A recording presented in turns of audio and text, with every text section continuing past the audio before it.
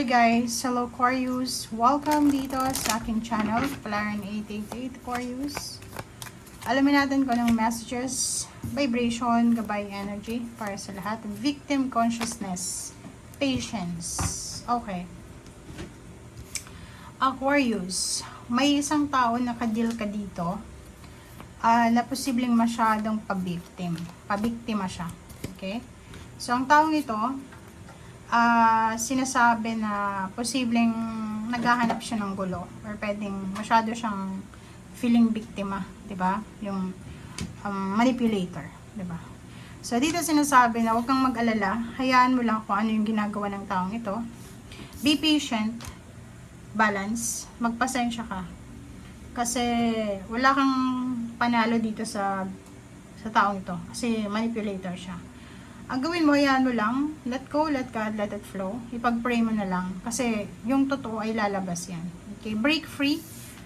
Try different. Kasi, di ba, minsan, pag feeling natin, inaapi tayo, talagang ipaglalaban natin yung karapatan natin. But dito sinasabi na, no, ikaw na mismo yung tumigil.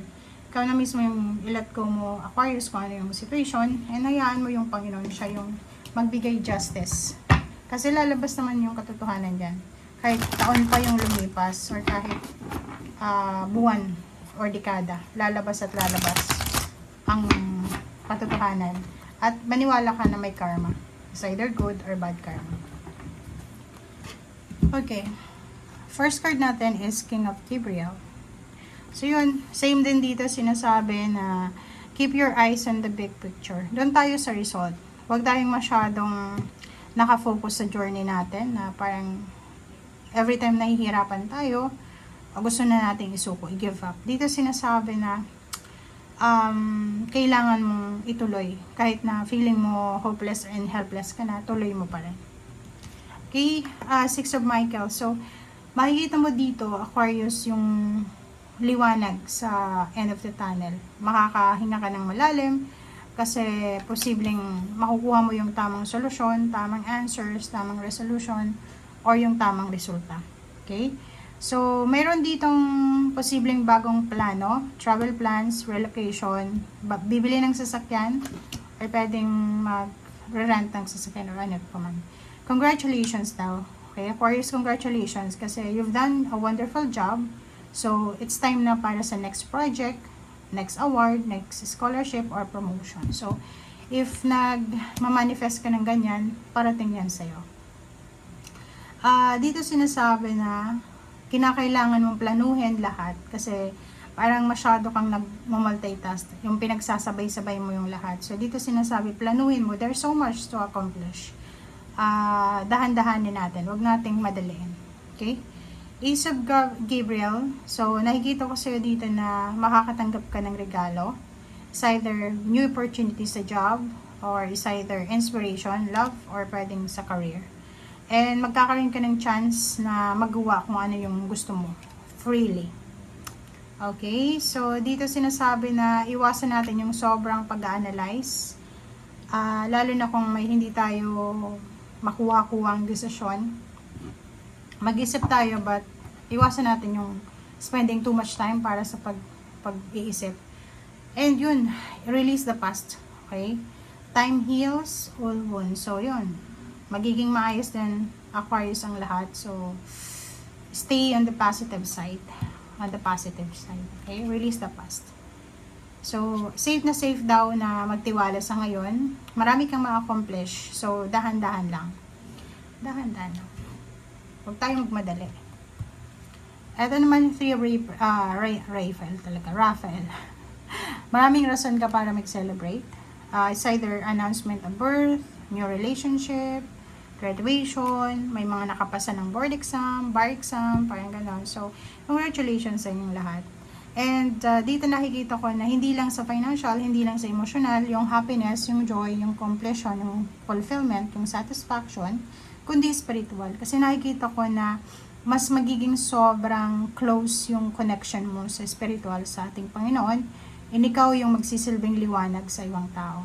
Okay? So parang nakikita ko na marami kang matutulungan, maraming tao yung hahanapin ka, parang ganun.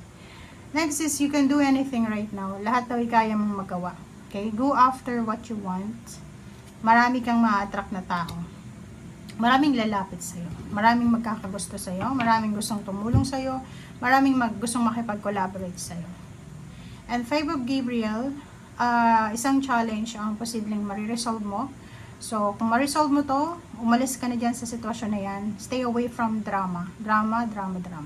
Toxic yan eh. Have patience with yourself and those around you. Diba?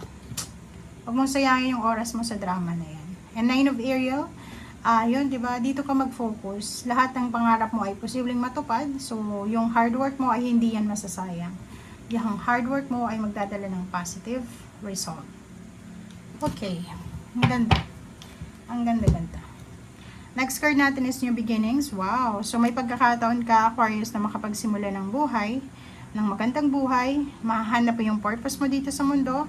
Magkakaroon ka ng pagkakataon para mapatawad yung mga taong nakasakit sa'yo sa nakaraan, or even your painful past ay posibleng makarecover ka na.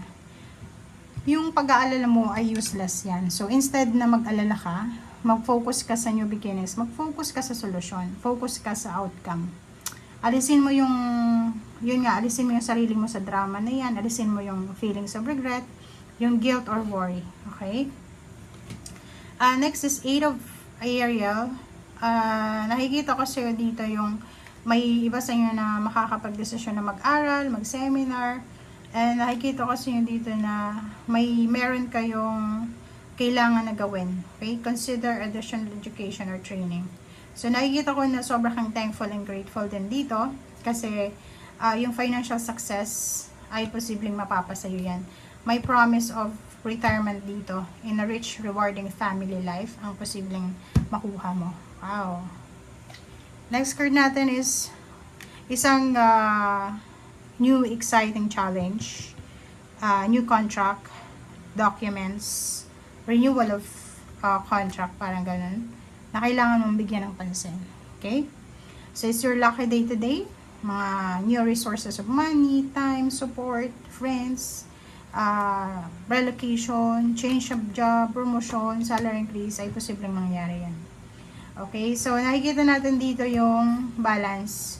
So, wag kang masyadong nakafocus sa pag-spend ng pera. Make sure na bigyan mo din ng oras yung pag-save ng pera. Solution. So, dito sinasabi, kailangan mong maging wise, kontrolin ang sarili, magpasensya. Kung gusto mong makaipon ng pera, mag-ipon tayo. Be patient. Huwag tayong bili ng bili.